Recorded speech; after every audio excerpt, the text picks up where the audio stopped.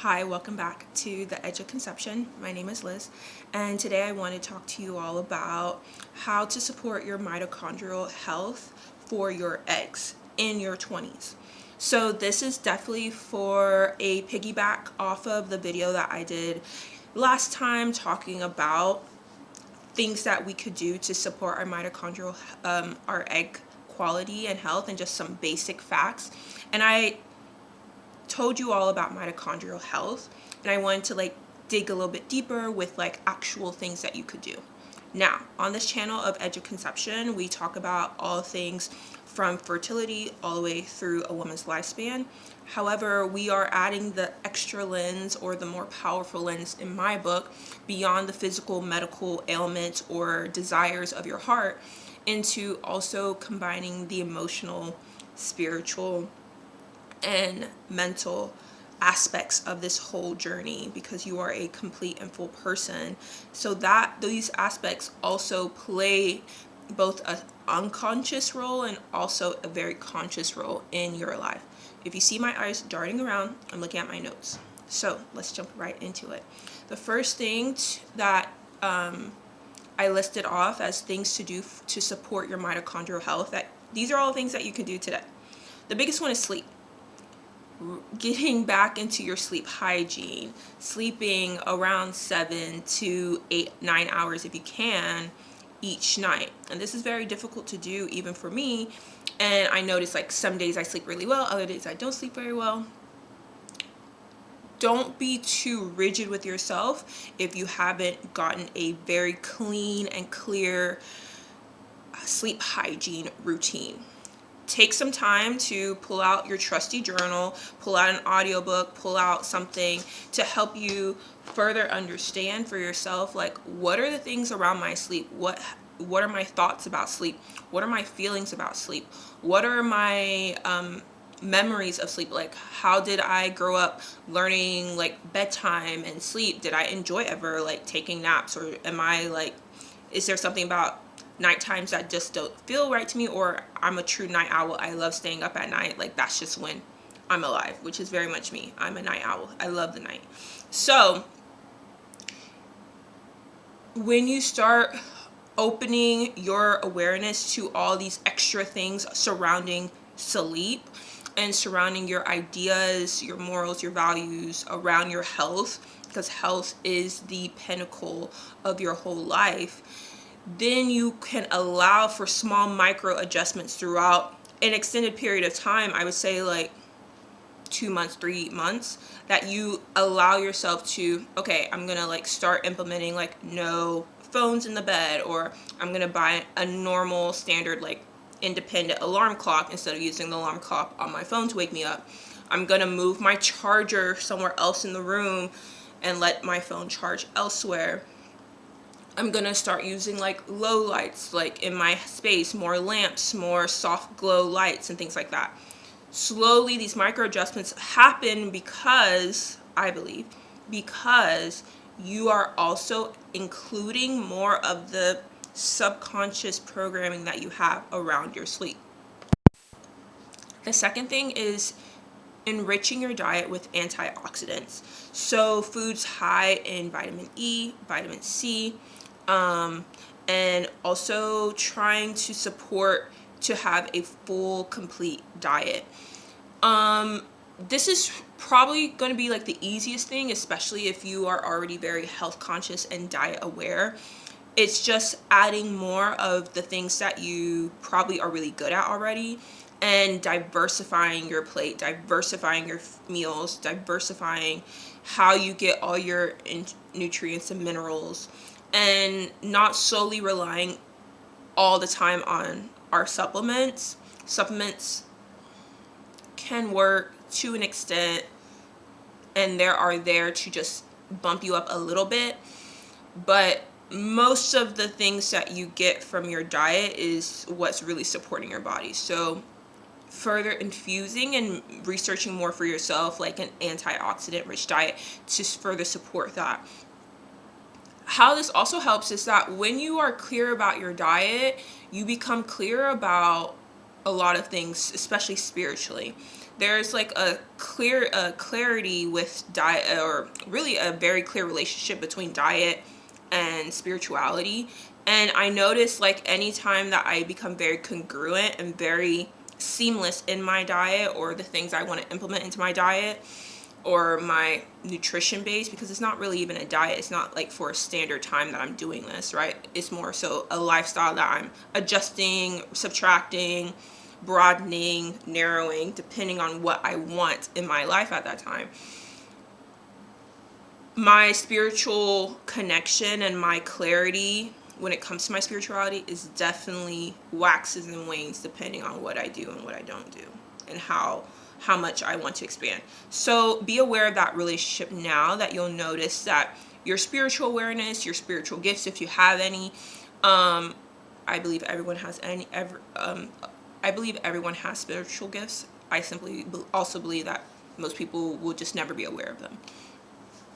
Being open to that process, so that may happen, and that's also like a plus. I think a lot of my nutritional changes is less about like the nutritional benefits and more so about the emotional, physical, and spiritual benefits for me. I know that's a huge driver in my life. The third thing, which is so real, and I'm gonna like press this point, is exercise regularly, not to over exercise. And you can't really like, people think like, oh, it's so easy to over exercise. If you don't have a full-time job and you're not doing stuff in your day-to-day, it's actually quite hard to over exercise. It's quite difficult. Have like 3 modalities. So what I always like to share, make sure you're always walking, hiking, doing stuff like, just, that's your low tier. Your mid tier is like your yoga, Pilates, girlies, right? Have a little mixture, like add on of cardio. If you're a runner, if you are a fast-paced walker, that could be considered your cardio. Swimming, aerobic stuff, right? Have your little cardio, and deeply invest in money, resources, and information and knowledge base when it comes to strength training. You should be strength training. You should be strength training. I don't care what anyone tells you.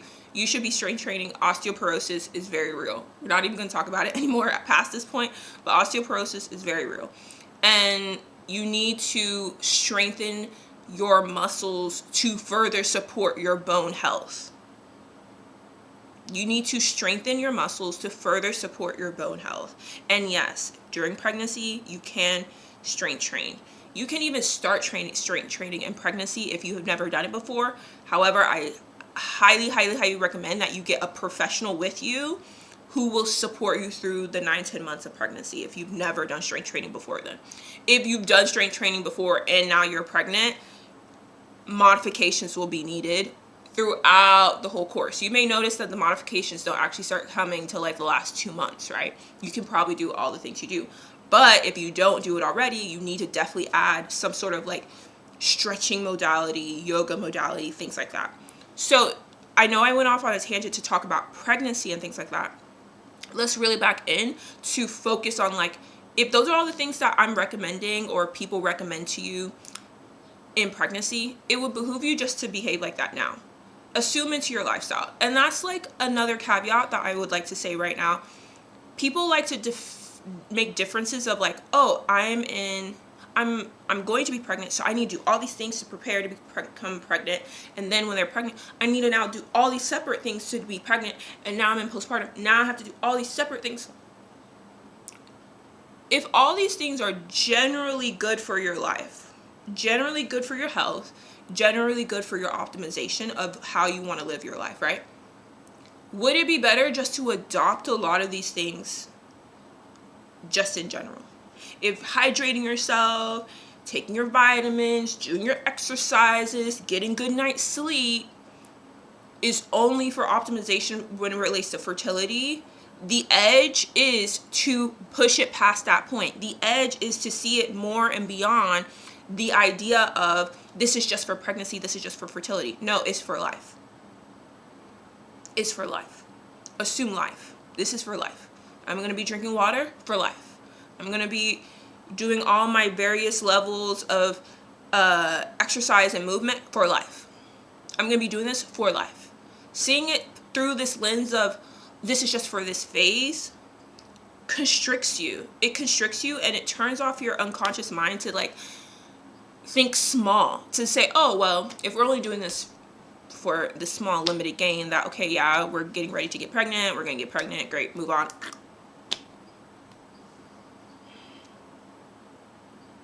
Where's the edge? Where's the self-actualization? Where's the growth? That's just a rhetorical question. So if you're like me, who's like, yeah, just assume the result for life, like don't do it just for the time being. This is your health. Assume all the things you need to assume, subtract all the things you need to subtract to live a life of your choosing, of optimization and your choosing. The last two are minimizing endocrine disruptors, plastics, using glass for your Tupperware, limiting microwave use to some degree, right? We know some of this. But the second thing, which I don't think is like a concern until it's a concern and it's like interesting, is like truly limiting. And this is again, like, is it limiting or is it just adopting a new lifestyle? Really talking to yourself about how your alcohol and or smoking and or drug use consumption is set up. People like to stop smoking for pregnancy, not knowing that all those years that you were smoking before is still in your body. Like, okay, cool.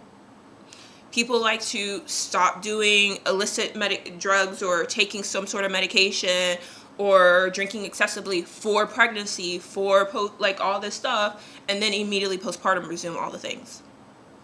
Like they're not breastfeeding.